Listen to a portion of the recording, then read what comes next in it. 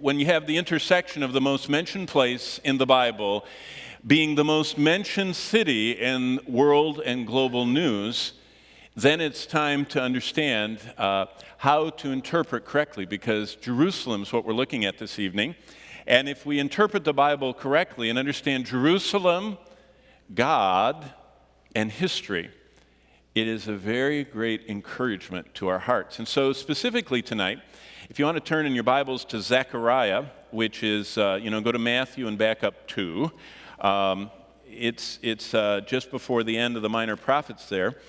We're going to look, actually, this evening, beginning and then concluding, Lord willing, next week, at the fight for Jerusalem, because Jerusalem is fought over. It's been fought over in history. It is perhaps the most conquered, destroyed, and rebuilt city in the world. It has so many occupation levels. In fact, in October, there's a whole group of saints from Calvary going over, and they're going to be dizzied by looking at the layers of habitation in that city. And what's amazing is there's no reason for that. Jerusalem is kind of like,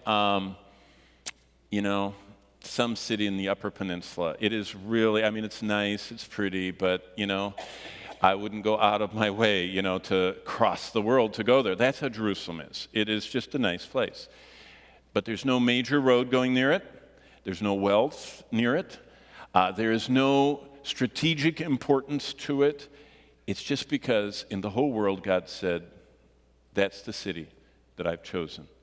And that has made it the most contested and fought over spot in the world. Let's look at chapter 12 and verse 3. And basically, this is what it says. And I guess I can do this without, if it doesn't work. And it shall happen in that day, I will make Jerusalem a very heavy stone.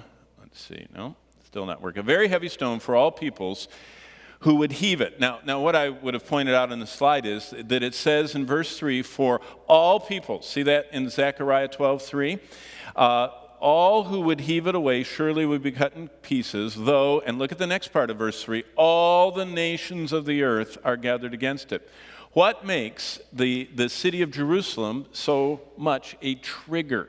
And basically what we see is that God has said that Jerusalem is the trigger that is going to launch the ultimate event, which is the final catastrophic war. Well, what is it that makes Jerusalem like that? Well, 2,600 years ago, God told this prophet, Zechariah before you, that the fate of our planet was going to be inextricably tied to this city. God said, now, if you look at Zechariah, it's usually not the most exciting book to read for most people. They avoid sometimes the minor prophets because they're so hard to understand. But think about Zechariah writing about 500 and some years before Christ, after the nation of Israel had been carted off into exile, after they had been Babylonianized, and then they returned with Ezra and Zerubbabel, and of course Nehemiah built the walls.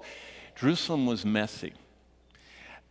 Nehemiah described it as a place of blackened stones, tumbled stones.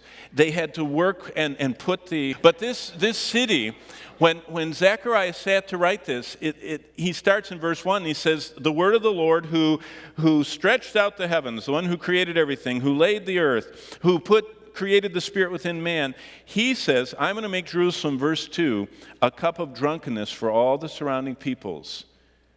Notice the alls. Verse 2 has 1, verse 3 has 2.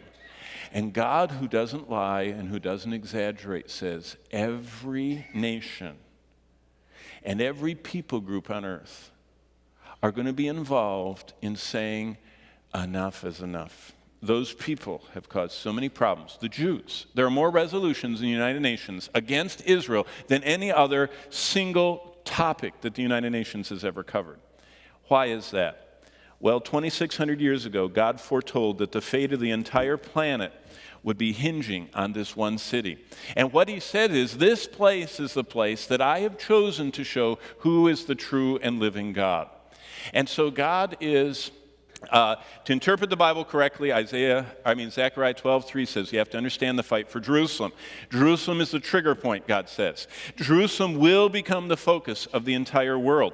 Jerusalem will, God said, be the cup. Look at verse 2, a cup of drunkenness. It's a drink that intoxicates the whole world. And it's also the city that's going to cause fear and dread. Now, right now, America has about $20 billion worth of ships moving toward the coast of Israel and Lebanon. And we've mobilized the airplanes at 3 bases in Britain, 2 in Germany, 1 in Italy, plus who knows where else.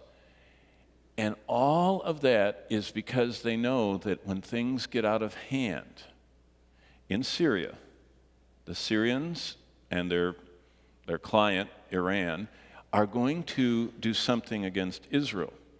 And why would us on the other side of the world even care? Because even though the world doesn't accept it, Jerusalem will be the cup that causes the final conflagration. Well, in our generation, Jerusalem, which is mentioned 800 times in the Bible, never once in the Quran. I mean, it's got their second most sacred place, and it's not even mentioned in the Quran. Jerusalem isn't. But it has become the cup that makes the world tremble. And here's why. The God of Abraham, Isaac, and Israel has promised that he is the only true God, and he's the only one that can predict the future. And so God has staked everything, his name and his reputation as being omniscient and omnipotent and the one who wrote the Bible, he staked it on Jerusalem. And he says that if what I say doesn't exactly come to pass, then I'm not the true and living God.